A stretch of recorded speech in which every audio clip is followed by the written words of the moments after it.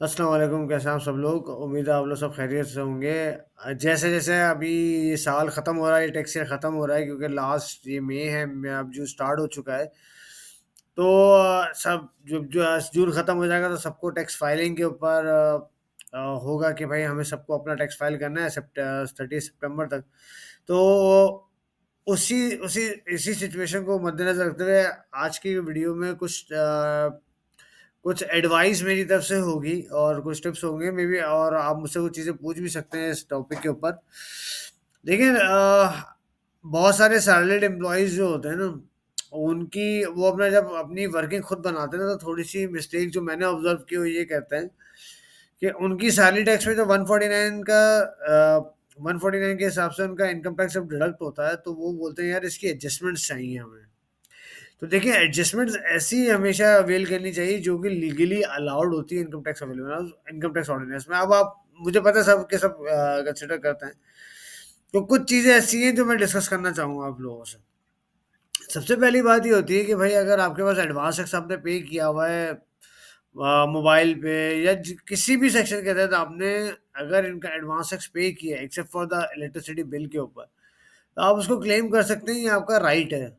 उसके अलावा एक बात ये होती है कि एक टैक्स पेयर को ना अपनी वर्किंग जो है ना, वो अपना सेल्स टैक्स की जो कैलकुलेशन है, वो अप्रैल में ही उसको कर लेनी चाहिए ताकि वो डिटरमाइन कर सके कि भाई मेरा टैक्स लायबिलिटी बनती कितनी है और मैंने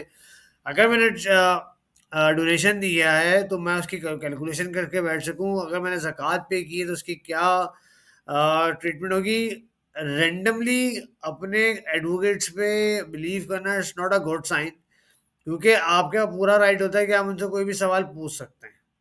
आपको इनकम टैक्स ऑर्डिनेंस की अंडरस्टैंडिंग होनी ज़रूरी है। बहुत लोगों को होती भी है लेकिन वो जो होती भी है ना उसमें भी बहुत सारी गलतियाँ करते हैं।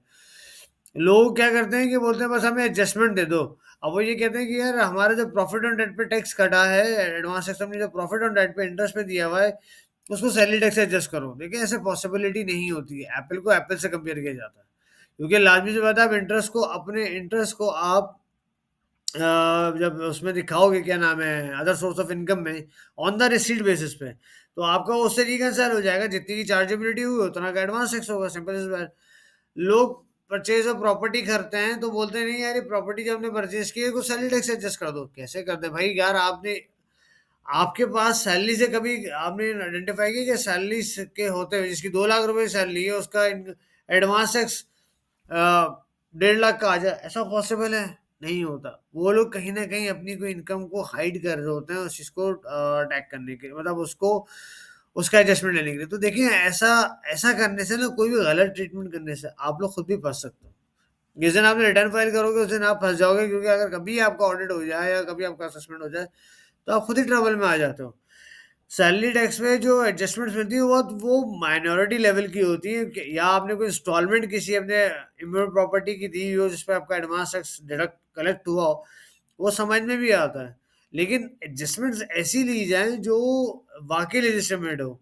मैं अभी लोग अभी में लोगों की बहुत सारी एडजस्टमेंट्स आती हैं कि भाई यार क्या इसका एडवांस टैक्स हमें मिल जाएगा, हमें इसका एडवांस टैक्स की एडजस्टमेंट दिलाएँ हमें सैलरी टैक्स तो बहुत मुश्किल होता है किसी को समझाना। दूसरी बात ये होती है, वो बहुत इम्पोर्टेंट है कि अगर किसी का प्रायर ईयर्स के रिफंड है, तो देखिए कानून में कहीं नहीं लिखा हुआ इनकम टैक्स ऑर्डिनेंस में कहीं ये चीज़ लिखी हुई नहीं है कि पास के रिफंड्स को आप करंट ईयर की टैक्सेबल सैलरी से एडजस्ट कर सको। ये कहीं नहीं लिखा हुआ। कि पास के जो रिफंड्स आपके टैक्स रिफंड्स पड़े हैं उसको करंट ईयर की सैलरी टैक्स से एडजस्ट कर दोगे ऐसा कहीं भी नहीं लिखा। अगर आपका रिफंड है आप डिपार्टमेंट से अप्लाई करके ले सकते हैं। लेकिन डिपार्टमेंट से लेना बहुत मुश्किल होता है। तभी वो बार-बार कहता है 149 सेक्शन कि अगर आपके कोई भी एडवांसेस कलेक्ट हुआ हुआ है तो आप सबसे ले सकते हैं।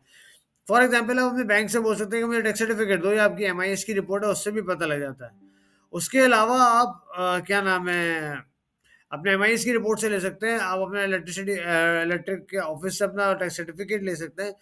कुछ वेज़ ऐसे होते हैं जिससे आप अपने आप को खुद ही सेव करते हो, लेकिन इसके लिए आपको वर्किंग पहले से कर लेनी चाहिए। अप्रैल, मई में आप अपनी वर्किंग करके रखो, ताकि बाद में आपको कभी प्रॉब्लम ना हो। तो ये कुछ ऐसी चीज़ें हैं जो मैं अभी बहुत ज़्यादा फेस कर रहा था। आप डोनेशन की वर्किंग आप पहले से कर लें कि मेरा टैक्स असेस बनता कितना है और मेरी टैक्सेबल है इनकम है कितनी। इसी तरह आपकी ज़कात है, तो आप ज़कात अपनी टैक्सेबल इनकम से माइनस करके देख लें कि आपकी एक्चुअल में टैक्स बनता कितना है।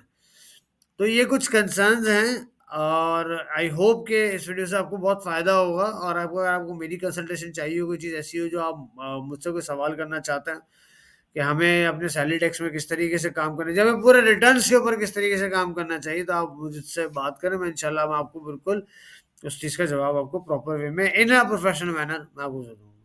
अपना बहुत ज़्यादा ख़्याल रखिएगा। अस्सलाम वालेकुम।